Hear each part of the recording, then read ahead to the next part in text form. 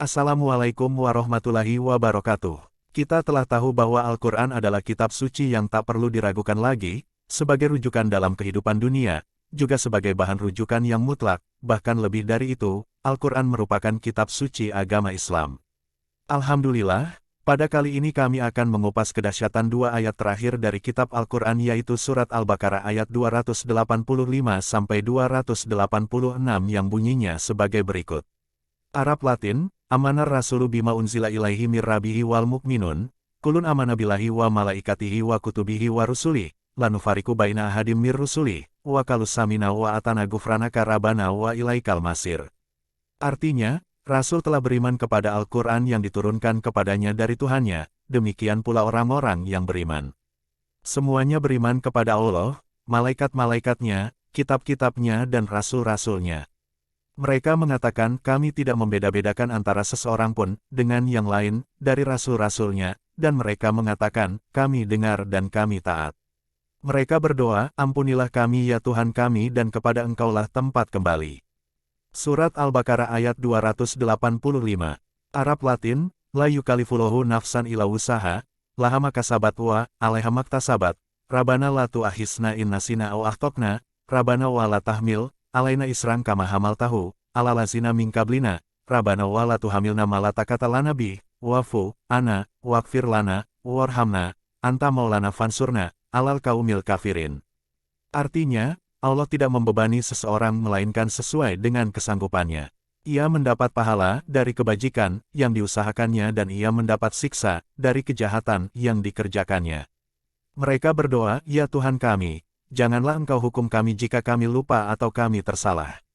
Ya Tuhan kami, janganlah Engkau bebankan kepada kami beban yang berat sebagaimana Engkau bebankan kepada orang-orang sebelum kami. Ya Tuhan kami, janganlah Engkau pikulkan kepada kami apa yang tak sanggup kami memikulnya. Beri maaflah kami, ampunilah kami, dan rahmatilah kami. Engkaulah penolong kami, maka tolonglah kami terhadap kaum yang kafir. Para ulama menyebutkan bahwa siapa yang membaca dua ayat terakhir surat Al-Baqarah, maka Allah akan memberikan kecukupan baginya untuk urusan dunia dan akhiratnya, juga ia akan dijauhkan dari kejelekan. Ada juga ulama yang mengatakan bahwa dengan membaca ayat tersebut imannya akan diperbaharui karena di dalam ayat tersebut ada sikap pasrah kepada Allah Ta'ala. Ada juga ulama yang mengatakan bahwa ayat tersebut bisa sebagai pengganti dari berbagai zikir karena di dalamnya sudah terdapat doa untuk meminta kebaikan dunia dan akhirat. Lihat bahasan Profesor Dr. Mustafa Al-Buga dalam Nuzah Al-Mutakin, halaman 400-401. Syekh Muhammad bin Shalih Al-Utsaimin menjelaskan tentang keutamaan dua ayat tersebut ketika dibaca di malam hari. Ketahuilah para ikhwan sekalian, kedua ayat ini jika dibaca di malam hari, maka akan diberi kecukupan. Yang dimaksud diberi kecukupan di sini adalah dijaga dan diperintahkan oleh Allah, juga diperhatikan dalam doa karena dalam ayat tersebut terdapat doa untuk maslahat dunia dan akhirat. Ahkam Al-Quran Al-Karim, 2:540-541.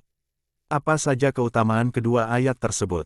Sebelumnya, untuk lebih lengkapnya, dimohon untuk disimak dan dengarkan baik-baik supaya tidak gagal paham sehingga nantinya salah paham. Tapi sebelumnya tolong jangan di-skip dulu, mohon dukungannya kepada kalian, dengan cara tekan tombol like selanjutnya tekan subscribe dan tekan lonceng, terima kasih sebelumnya.